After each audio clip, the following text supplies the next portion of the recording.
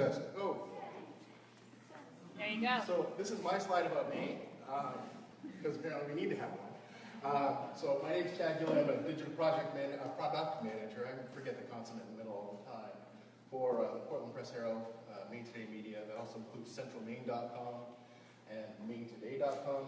So among the things that I'm responsible for are advertising technology and operations, which basically means making sure the ads work on the website, some new product development stuff, video integration and infrastructure. That's in my bucket mostly because I like it.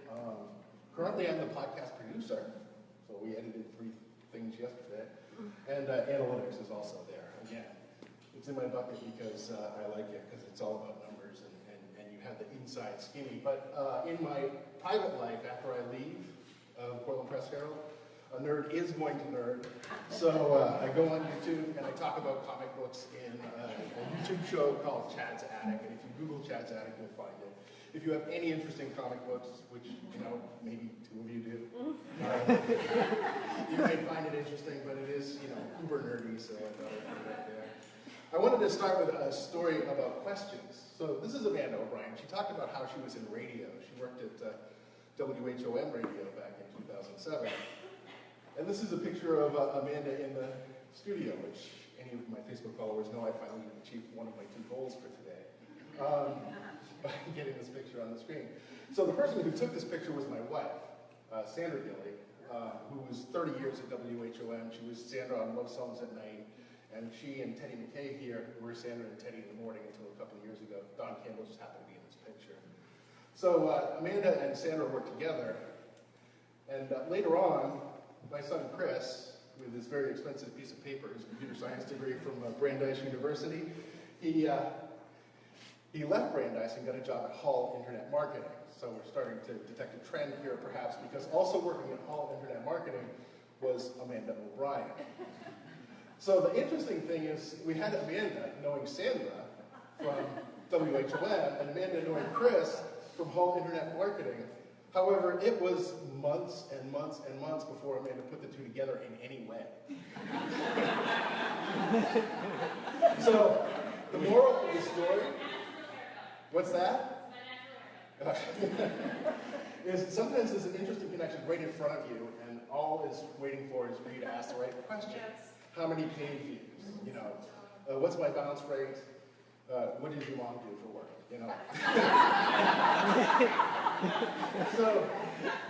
So right now we're swimming in data. These are the systems that I look at all the time. Google Analytics, of course, being the primary one. DoubleClick for Publishers has all of our advertiser metrics, and every one of our advertisers wants to see their numbers and how their ads are performing and evaluate that. Facebook Insights, Twitter Analytics, Video Server Analytics, MailChimp Reports. I'm sure I left off a few, but the key is, how do we extract some meaning? Well, we start with questions.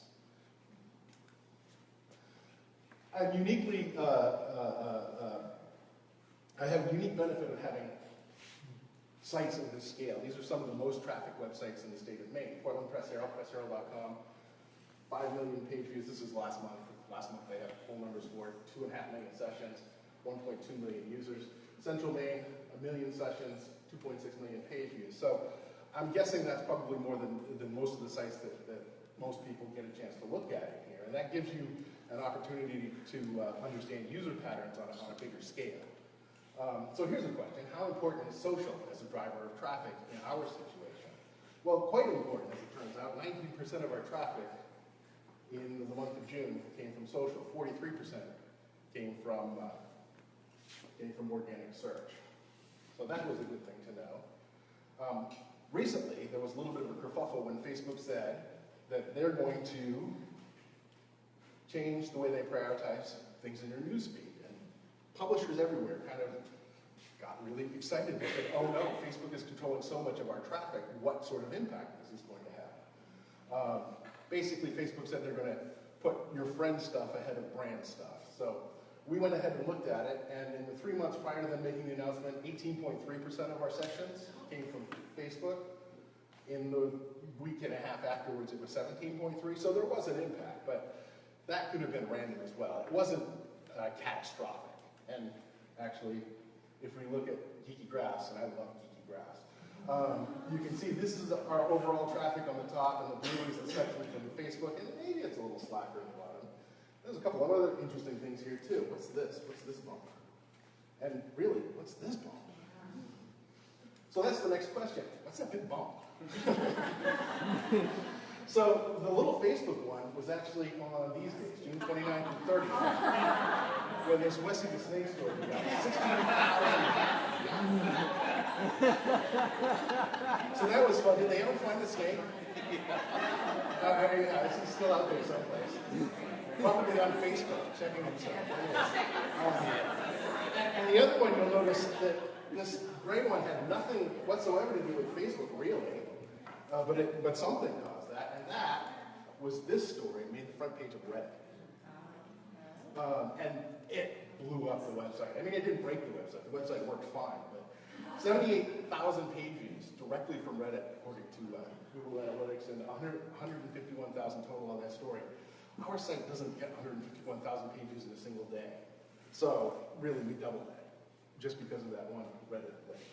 Interestingly, most of them came from California. Maine was number 13 on the list of places where it came from. So.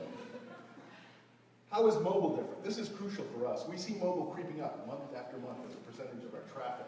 Well, mobile, 72-second session, desktop, 161 session.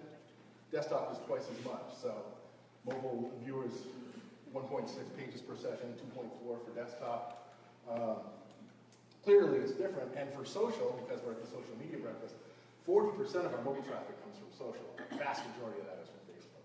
Only 17% from desktop. So we use this information to decide where do we put content, what do we put on Facebook, when do we put it on Facebook. This is a really interesting graph. I really like this one. This is the acquisition source by hour of the day. And you can see people wake up in the morning and with their cornflakes, they read the news. And as many people are reading the news now as they did when they had the paper in front of them, but now they have their desktop in front of them, their mobile device, their tablet. And as the day goes on, while they're sitting at work and goofing off or doing their organic searches, as we see on our desktop, desktop outperforms mobile throughout the day. But then, at what the boys at the boatyard used to call beer 30, it changes, and people go home and they sit on their couch. How many people have their phone in their hand while they're watching The Bachelor, or whatever it is that you watch? So you can see that mobile overtakes desktop in terms of traffic. So that, again, has implications in how we social, and how we promote, and how we arrange content on the site. Of course, if work is such a huge influence, then how is it different on the weekends? There you go. Even in the morning, the rest of the day, all weekend long, people are on their mobile devices. So how many people exhaust their free article page views each day of the month? Everyone here we know has a paid subscription to Portland Press Herald. But for those people who don't, you get 10 free articles a month, right? So at what point in the month are people hitting that big black square that says, you should log in or buy a subscription? So we have analytics that show us on the first day of the month, it's not a lot. By the end of the week, 600 people a day, and this is the proportion between mobile and desktop.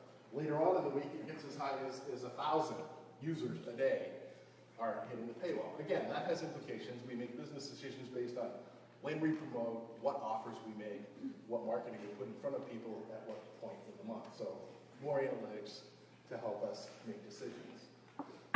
So I always like to leave the social media breakfast with one or two ideas of things maybe that I didn't know before. So this is where the nerd comes out a little bit. You can't answer the questions if you don't collect all the data. So custom dimensions are important to us. For example, that subscriber information, I couldn't collect that through Google Analytics if I didn't collect at the same time somebody hit the page whether or not they were a subscriber. So categories are important too. Our sites are built on WordPress, and anybody who's worked with WordPress knows that every post gets a category, even if it's uncategorized. On our site, they surface in places like the navigation. Local and state is a category. Nation and world is a category. Cops and courts is a category. So in addition to the URL and the page title, we capture that category in Google Analytics. And all it really is tweaking your analytics code and your CMS code to add this extra little bit of code. This is the only code in my presentation, I promise.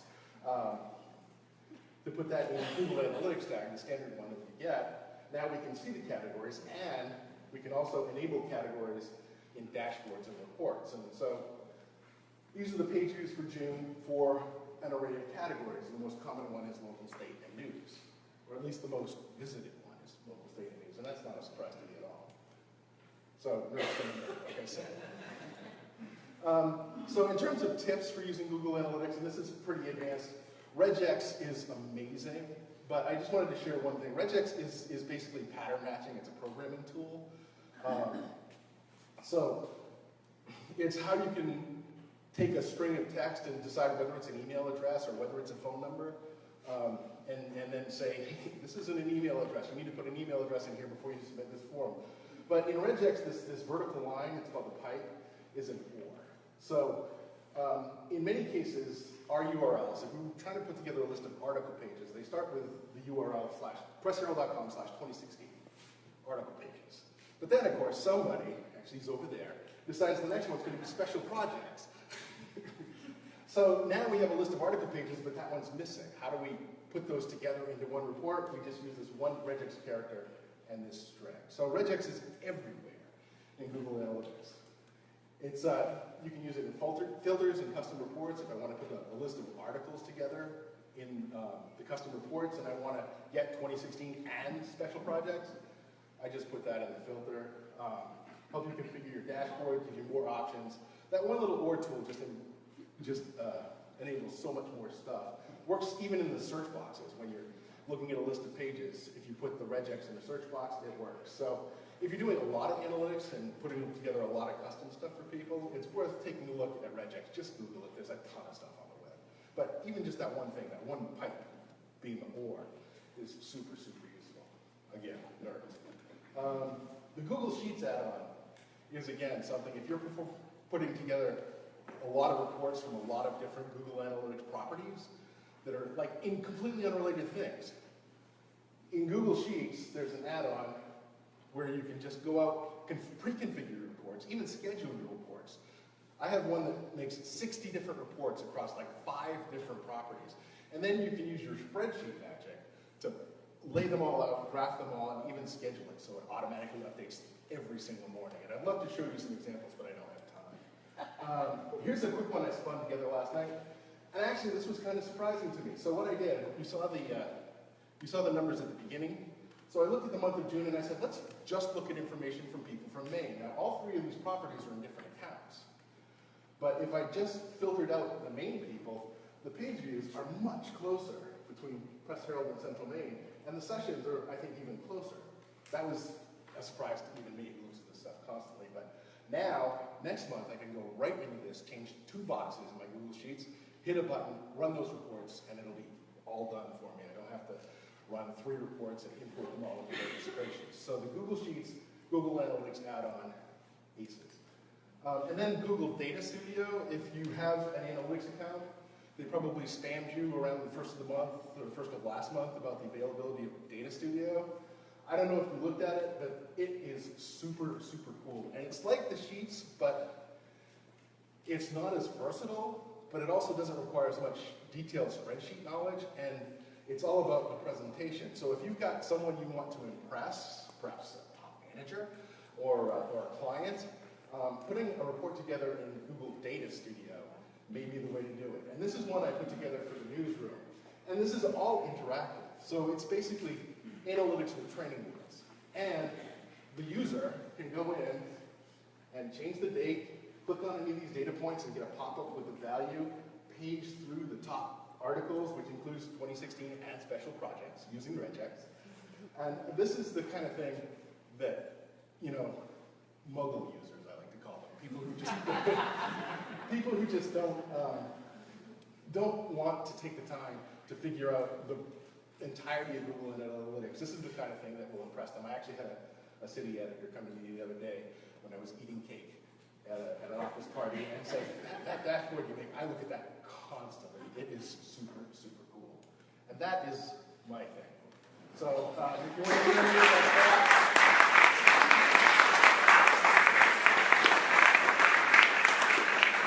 and if you care about comic books, you know,